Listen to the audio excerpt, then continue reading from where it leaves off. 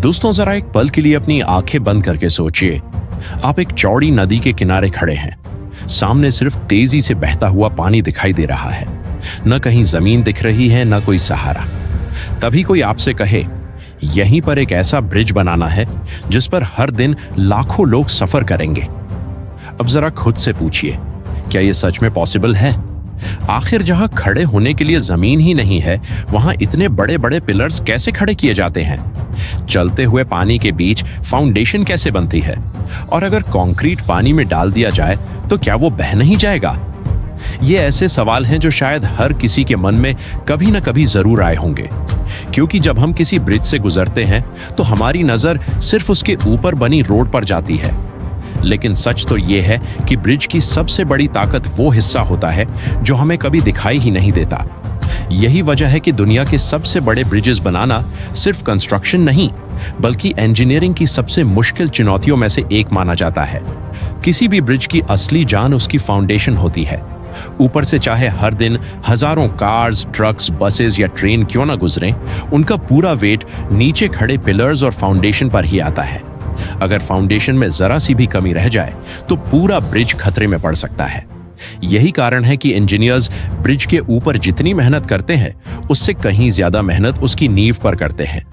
लेकिन सबसे बड़ा सवाल अब भी वही है, जब चारों तरफ सिर्फ पानी हो तो फाउंडेशन बनाई कैसे जाती है?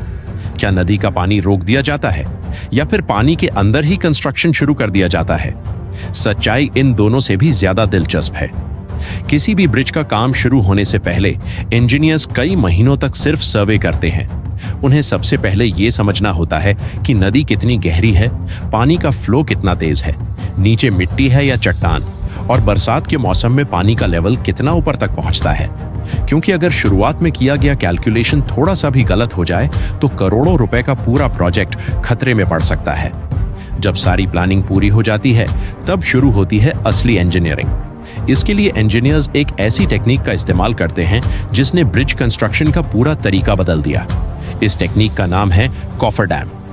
अगर आसान भाषा में समझें तो कॉफर डैम एक टेम्पररी स्ट्रक्चर होता है, यानी इसे सिर्फ कंस्ट्रक्शन के दौरान इस्तेमाल किया जाता है। ब्रिज बनने के बाद इसका कोई हिस्सा दिखाई नहीं देता। इसका काम सिर्फ एक होता है, चलते हुए पानी के बीच इंजीनियर्स के लिए एक ऐसी जगह तैयार करना जहां वे बिल्कुल सूखी जमीन की तरह काम कर सकें। अब सोचिए, जहां कुछ मिनट पहले तेजी से नदी बह रही थी, वहीं कुछ घंटों बाद लोग खड़े होकर मशीनें चला रहे हों। सुनने में यह किसी फिल्म का सीन लगता है, लेकिन यही असली इंजीनियरिंग है। सबसे पहले ह्यूज स्टील शीट्स को बड़ी बड़ी क्रेन्स की मदद से रिवर के बीच उस लोकेशन तक पहुंचाया जाता है जहां ब्रिज का पिलर बनना होता है। इसके बाद उन स्टील शीट्स को एक तय शेप में खड़ा किया जाता है। लेकिन सिर्फ पानी में खड़ा कर देने से कुछ नहीं होता। अगर तेज धारा आई तो पूरा स्ट्रक्चर हिल सकता है। इसीलिए एक पावरफुल हाइड्रोलिक हैमर बार बार उन स्टील शीट्स पर जोरदार स्ट्राइक करता है और उन्हें रिवर बेड के अंदर कई मीटर गहराई तक धंसा देता है। जब सभी स्टील शीट्स आपस में जुड़ जाती हैं, तो वो एक मजबूत दीवार बना देती है जो बाहर के पानी को अंदर आने से रोकती है। लेकिन अभी भी एक प्रॉब्लम बाकी होती है। उस घेरे के अंदर अब भी पानी भरा होता है। यहीं से शुरू होता है अगला स्टेप। इंजीनियर्स वहां हाई कैपेसिटी वाटर पंप्स लगाते हैं जो लगातार अंदर का पानी बाहर निकालना शुरू कर देते हैं। धीरे धीरे पानी का लेवल नीचे जाने लगता है और फिर एक ऐसा नजारा देखने को मिलता है जिस पर पहली बार यकीन करना मुश्किल होता है। जहां कुछ देर पहले नदी बह रही थी, वहीं अब बिल्कुल सूखी जमीन दिखाई देने लगती है। ऐसा लगता है जैसे किसी ने नदी का एक छोटा सा हिस्सा कुछ समय के लिए रोक दिया हो। यही वो पल होता है जब असली कंस्ट्रक्शन शुरू होती है। अब इंजीनियर्स उस ड्राई एरिया के अंदर उतरते हैं। सबसे पहले नीचे की मिट्टी की जांच की जाती है। अगर मिट्टी मजबूत नहीं होती तो उसे और गहराई तक हटाया जाता है। उसके बाद स्टील रीइंफोर्समेंट का पूरा फ्रेमवर्क तैयार किया जाता है। यही फ्रेमवर्क आने वाले कई दशकों तक पूरे ब्रिज का भार उठाने वाला होता है। इसके बाद हाई स्ट्रेंथ कंक्रीट डाला जाता है, लेकिन यह वही कंक्रीट नहीं होता जो किसी आम बिल्डिंग में इस्तेमाल किया जाता है। इसे खास तौर पर इस तरह तैयार किया जाता है कि यह पानी, प्रेशर और भारी वेट को सालों तक बिना किसी नुकसान के झेल सके। धीरे धीरे यही फाउंडेशन मजबूत होती है और फिर उसी के ऊपर ब्रिज का पहला पिलर खड़ा होना शुरू होता है।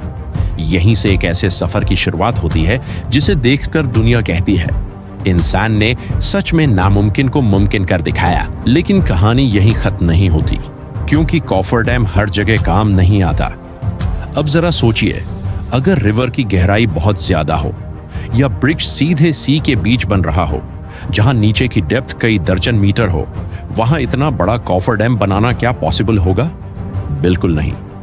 ऐसी जगहों पर इंजीनियर्स एक बिल्कुल अलग टेक्निक इस्तेमाल करते हैं, जिसे पाइल फाउंडेशन कहा जाता है। यह सुनने में जितना आसान लगता है, असल में उतना ही मुश्किल है। इस टेक्निक में कई मीटर लंबे नहीं, बल्कि कई बार दर्जनों मीटर लंबे ह्यूज स्टील पाइप्स इस्तेमाल किए जाते हैं। इनमें से कुछ पाइप्स इतने बड़े होते हैं कि उनके अंदर एक इंसान आराम से खड़ा हो सकता है। अब जरा सोचिए, इतने भारी स्टील पाइप्स को समुद्र के बीच ले जाना ही कितना मुश्किल होगा। इसके लिए स्पेशल फ्लोटिंग क्रेन्स और बड़े कंस्ट्रक्शन बार्जेस का इस्तेमाल किया जाता है।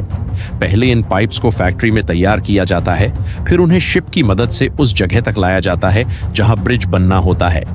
लेकिन असली चैलेंज तो अब शुरू होता है। सी कभी शांत नहीं रहता।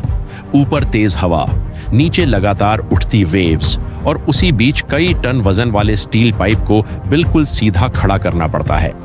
यहाँ एक छोटी सी गलती भी पूरे प्रोजेक्ट को कई हफ्तों पीछे धकेल सकती है। इसीलिए इंजीनियर्स जीपीएस, लेजर सर्वे और कई एडवांस्ड सेंसर्स की मदद से पाइप की पोजीशन को बार बार चेक करते हैं।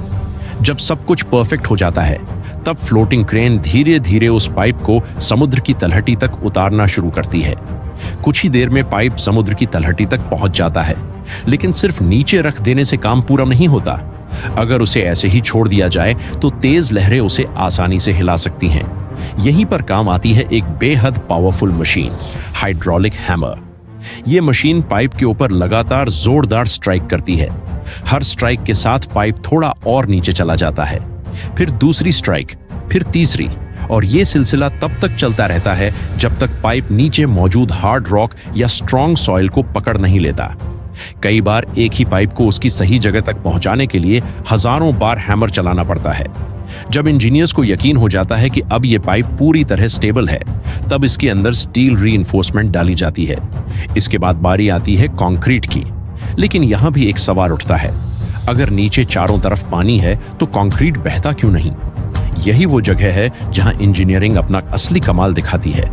इसके लिए एक स्पेशल टेक्निक इस्तेमाल की जाती है, जिसे ट्रेमी मेथड कहा जाता है।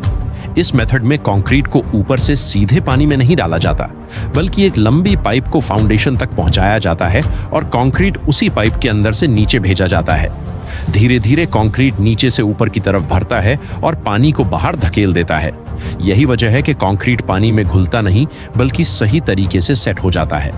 यही छोटी छोटी टेक्निक्स मिलकर ऐसी फाउंडेशन तैयार करती हैं जो आने वाले कई दशकों तक लाखों लोगों का भार उठाती है। जब सारी पाइल्स तैयार हो जाती हैं, तब उनके ऊपर एक बड़ा पाइल कैप बनाया जाता है। इसके बाद धीरे धीरे ब्रिज के पिलर्स ऊपर उठने लगते हैं। अब कंस्ट्रक्शन का सबसे दिखाई देने वाला हिस्सा शुरू होता है। बड़े बड़े कंक्रीट सेगमेंट्स और स्टील गर्डर्स एक एक करके क्रेन्स की मदद से पिलर्स के ऊपर लगाए जाते हैं। हर सेगमेंट का वेट कई टन होता है, फिर भी इंजीनियर्स उन्हें मिलीमीटर की एक्यूरेसी के साथ फिट करते हैं, क्योंकि अगर यहां थोड़ा सा भी अलाइनमेंट बिगड़ जाए तो आगे पूरा ब्रिज प्रभावित हो सकता है।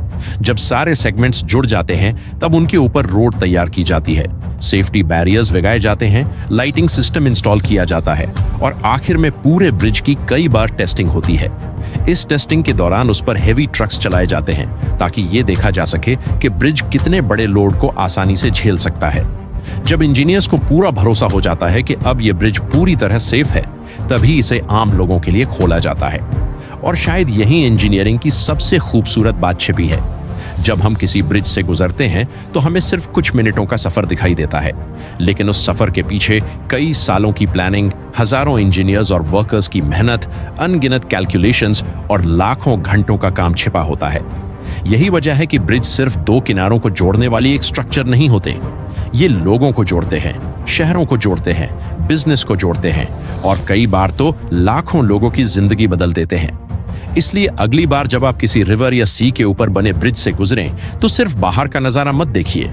एक बार यह भी सोचिए कि आपके पैरों के ठीक नीचे कई मीटर गहराई में ऐसी एक मजबूत फाउंडेशन मौजूद है जिसे शायद दुनिया कभी देख नहीं पाती। लेकिन उसी अदृश्य फाउंडेशन के भरोसे पूरा ब्रिज सालों तक सीना तान कर खड़ा रहता है। और शायद यही असली इंजीनियरिंग है,